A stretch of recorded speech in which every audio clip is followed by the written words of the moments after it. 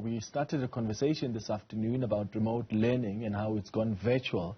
The IVA Global Online School has pioneered the use of 3D avatars to allow pupils and teachers to interact virtually. Above an educational focus, it is also an online social element in which learners from around the world can connect via social clubs. Pupils can also take part in e-sports, and we've been discussing this with John Louis, who is the head of IVA Global Online School. John, let's pick up from where we left off. You were talking about the reason why you make this heightened engagement, because sometimes online schooling can be very lonely. Yeah, so there are two focus points for us. The one is the human-intensive engagement. So everything we do is with a human. Every child is a champion in the form of a human, and all lessons are delivered live by teachers. Everything we do is in real time, as opposed to schools that are more kind of distance education. And the other aspect is, you know, a survey was done where I read that 75% of school children don't really enjoy going to school. So it's really important to try and bring a fun element to the day.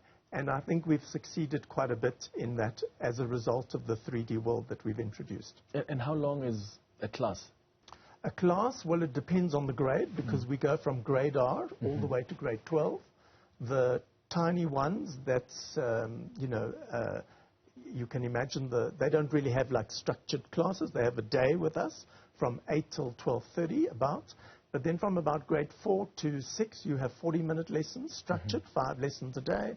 Grade 7 to 9, you have 45-minute lessons, and at the top end, you've got 50-minute lessons. We also offer the British curriculum and the ACE levels as well on top of the South African matric, and those are also 50-minute lessons. Okay. What happens then with school assemblies and even parent meetings? How do you deal So with the parent meetings, sometimes we do them on a Teams platform, and sometimes we take them into the 3D world, so the parents also get to understand what it is to be an avatar in the auditorium. With the assemblies, we have assemblies on a weekly basis, and there it's all about celebrating the child, to be honest. So we enjoy, a lot of our children take part in many different activities. We've got professional sports people, we've got people doing a lot of community outreach and that sort of thing, and we love to take their stories and kind of expand on their stories and celebrate their achievements with them. Yeah. So the assembly is really a space where we come together as a community and we just celebrate the unique individuals within a schooling environment. We spoke about esports earlier. How does that work? Esports, I'm sure you know, that is growing in popularity day by day. Every kid, there are very few kids that don't do gaming and don't do esports. So we've just decided to incorporate it into the school day.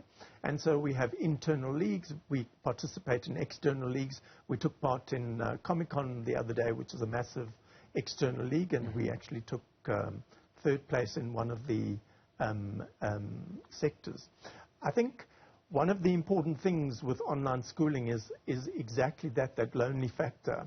And we were very fortunate to get to be awarded the Online School of the Year for 2022-2023, and we've just received the award again. We went all the way to Dubai to receive that award. Yeah.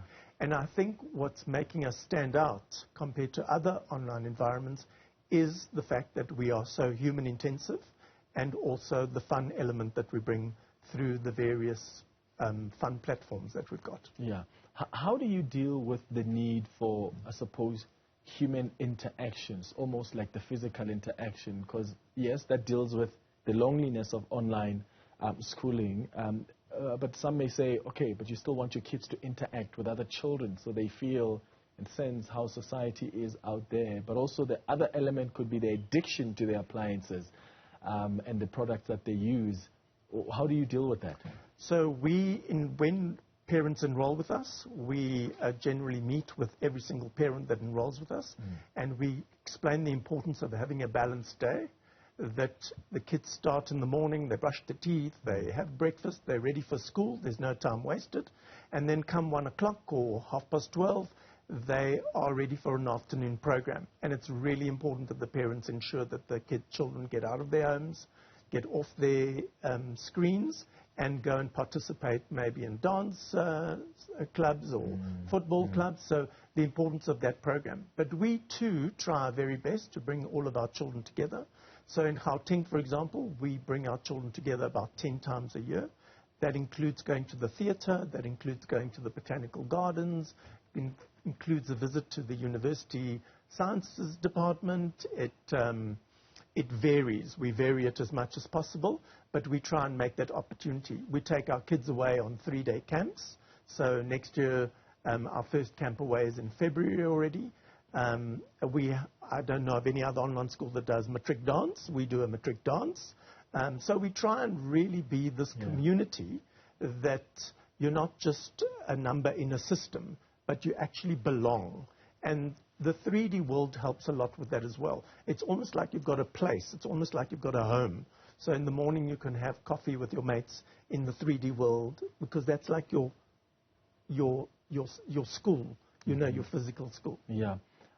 How do you think this contributes to resolving the education crisis in the country? Because for the longest time we've always thought that is resolved by building more physical schools. How do you think this helps? I honestly do not. I mean, I've been vocal about this. I do not believe that the solution for our country is to build more physical schools and trying to equip those physical schools with strong human resources. I do think online education is going to be a solution. How that plans out, I'm not sure. But online education will definitely be, the Ministry of Education must really consider online schooling as a way forward for the students in South Africa. And in terms of affordability? Affordability, we are, not all of the children can afford us, but we are priced from 2,750 upwards, so at the very bottom 2,750 and at the very top 3,600 rands per month. But yet we don't have, many millions of South Africans can't afford those fees, even though they are quite reasonable compared to other Model C schools and private schools. It is my dream that we can make this affordable for all children in the country. It really is. We have been talking about it, and I'm not going to mention our... we've got a sort of like side product that we are have already... We've got a website for and everything. I'm not going to mention it here. But it is definitely in the plans to think about a solution to give this kind of education to allow access to more children in the country with regards to online schooling.